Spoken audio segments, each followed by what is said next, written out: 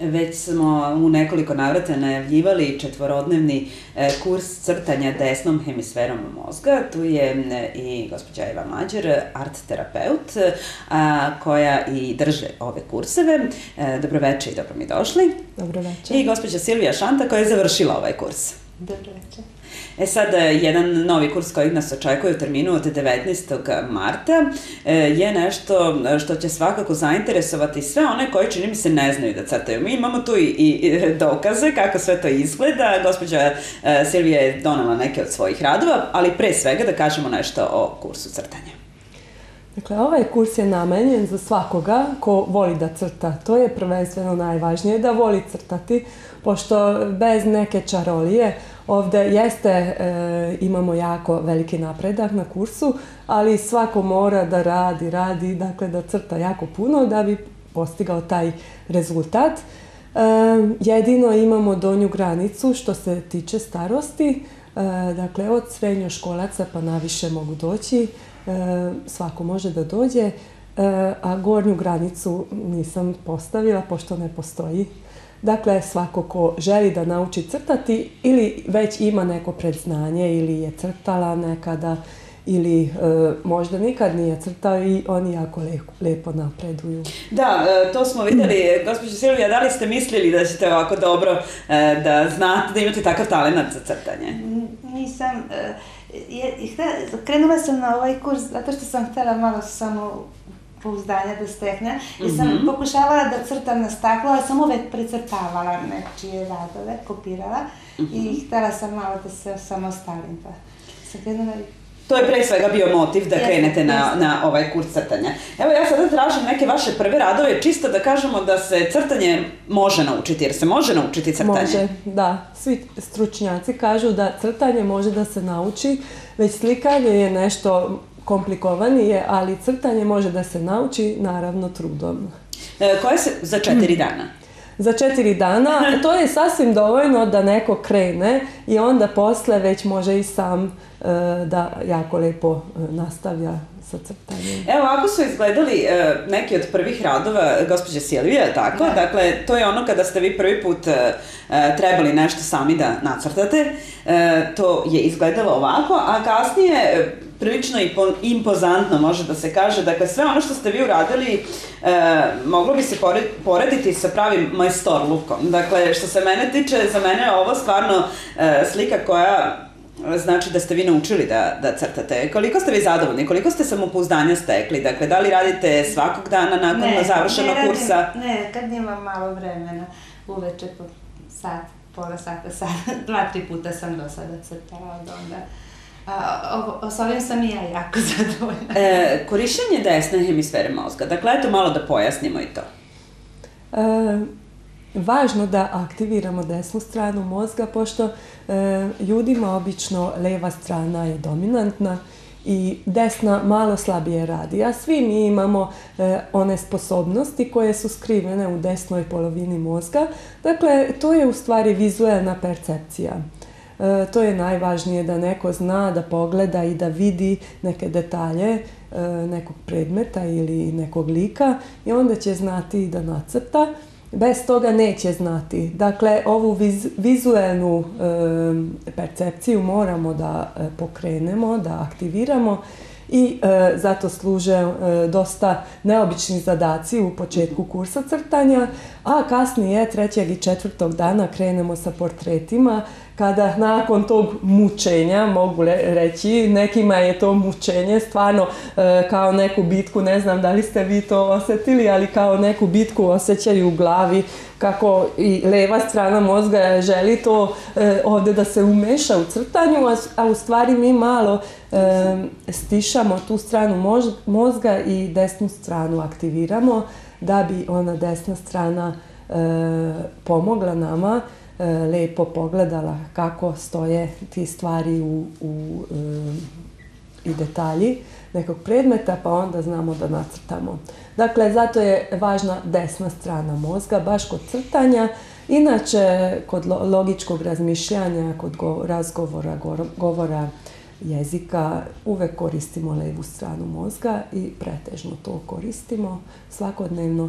pa treba malo i ovu drugu stranu da postaknemo. Dakle, dovoljno je svega 2 dana da se ona postakne, a nakon 3. i 4. već uvežbamo. Kako se vama činio taj prvi dan na kursu?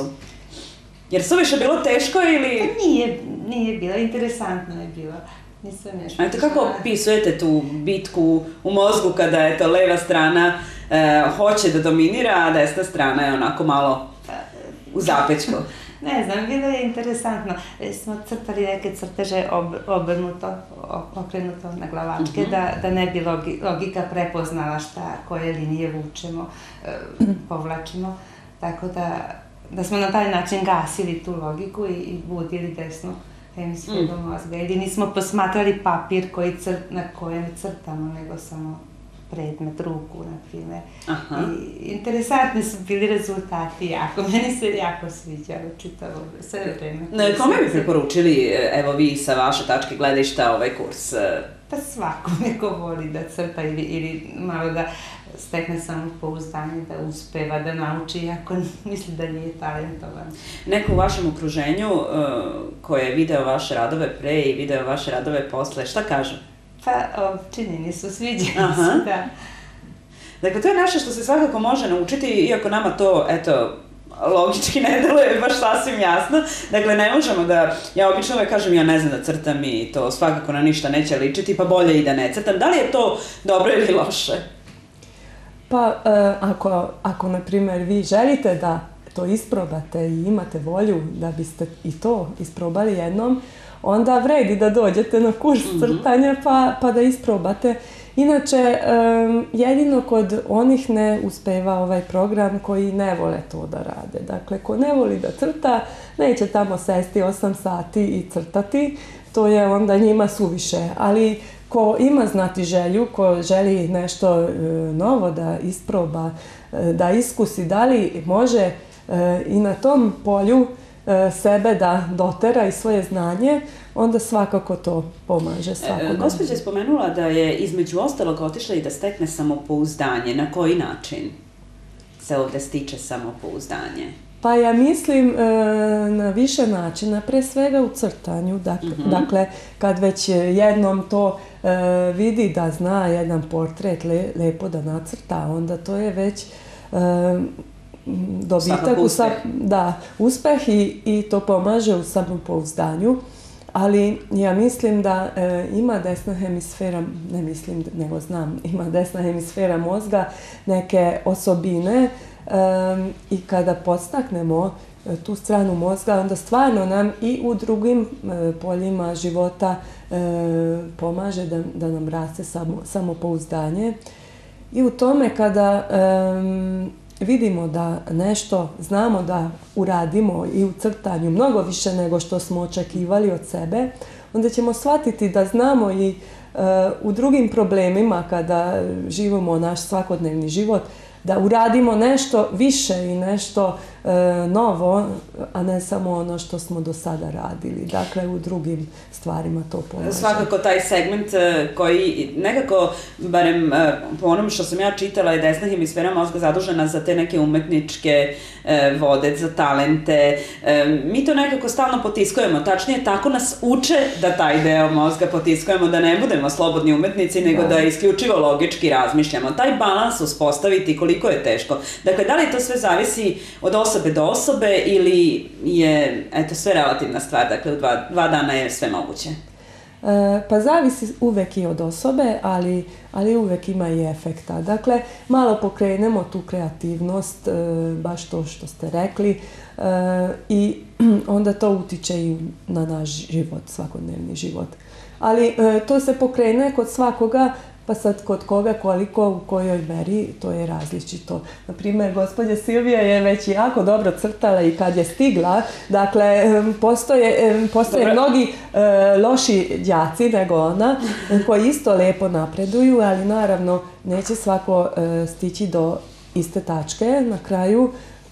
Ko je slabije crtao na početku, možda neće postići takav veliki napredak kao neko ko je već crtao, ali u odnosu na sam sebe će učiniti velike korake. Evo, razlika se vidi, samo da kažemo da jeste gospođa Silvija možda lepo crtala, ali razlika je svakako evidentna. Dakle, to su neki, čini mi se, najviše detalji o kojima se vodi računa, jel tako? Mislim, tu ja negde primećujem najveću razliku i nekako mi je slika svakako dobila neki životniji deo.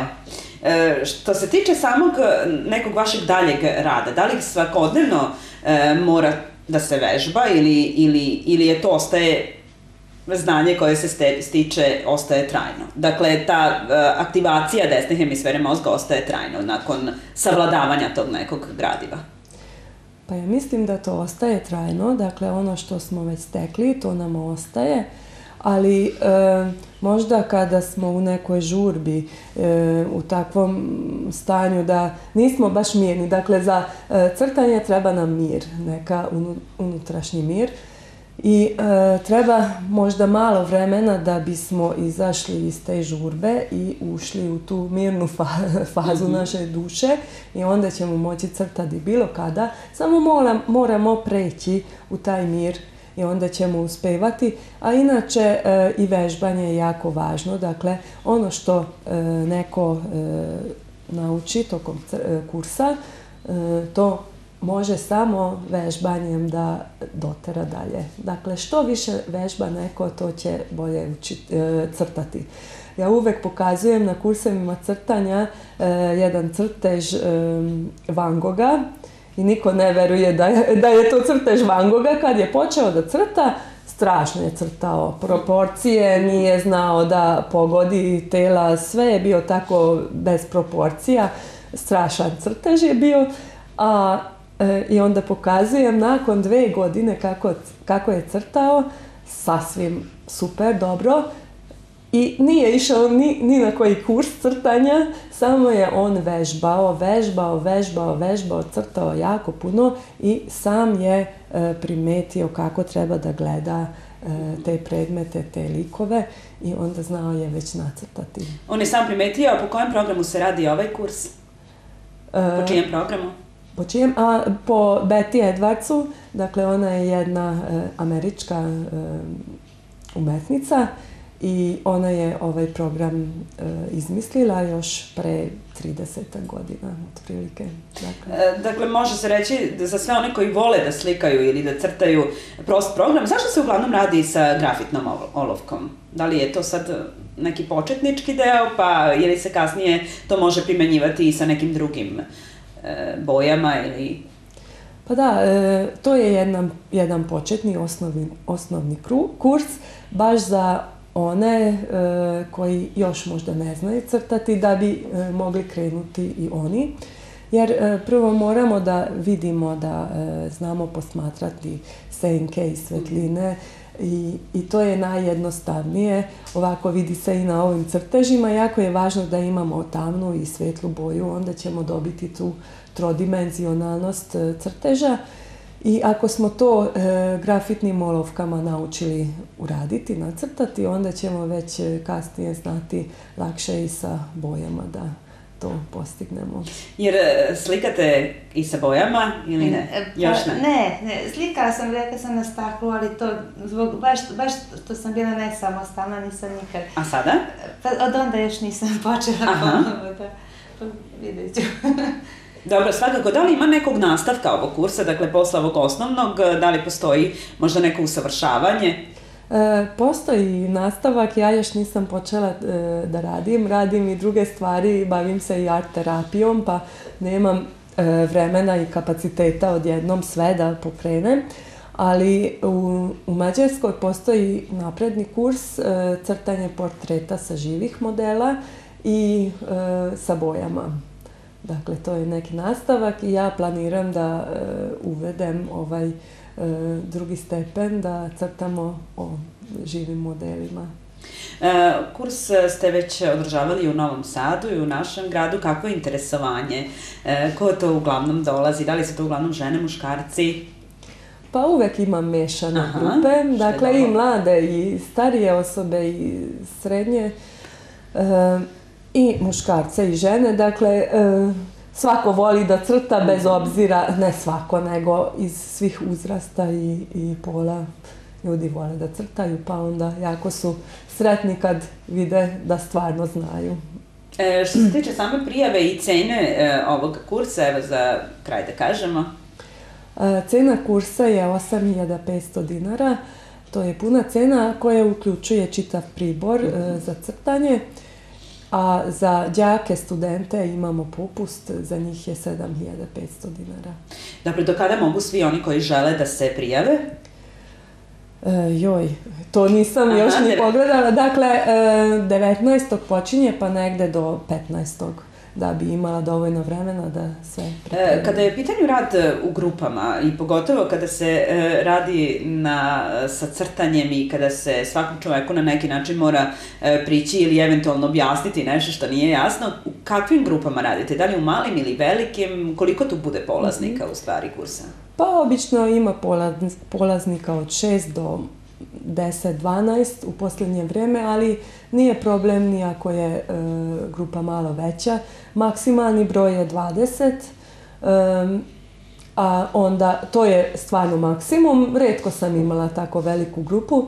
U stvari ja sve objašnjavam, a kasnije malo pogledam ko kako crta, pa pomažem u nekim detaljima da okrenem pažnju gde treba malo korigovati, pa zato postoji tu ograničenost. Gospođo Silvija, jeste gledali od drugih kolega koji su bili sa vama na kursu polaznika kako drugi to rade? Jer ima nekih iskustava. Čovjek posmatra malo, pa onda ili se osjeća sigurnije ili onako uspoređuje. Nisam toliko loša. Pa nije tako loša. Da. Dakle, svakako... Malo posmatramo, pa tamo smo blizu jedno. I svakako dobro druženje za ta 4 dana. Jeste, to je jako prijatno, da. Hoćete li vi se usavršavati kada je u pitanju koliko dođe taj neki napredni kurs? Ne znam, moguće je, da. Dobro, mi želimo da vidimo i ono zbog čega ste vi došli, dakle produkt vaše rada, tog slikanja na staklu, je tako? Pa da jednom dođete baš i tim povodom i predstavite ono što ste radili. Da. Hvala vam puno što ste bili moji gosti. Dakle, svi koji želite da upišete ovaj kurs, možete se prijaviti. Možemo da kažemo i telefone. Jeste. Ako se setim, telefona moje koleginice koja se bavi sa informacijama i ko primi prijavljene, 062 784 657. Eto i broja telefona, dakle svi koji želite svakako to možete učiniti, dovoljno vremena imate, dakle do 15. marta je roka, ukoliko želite da naučite lepo da crtate, pre svega da crtate, prava prilika za vas. Hvala vam puno što ste bili moje gošće. Hvala i vama. Hvala.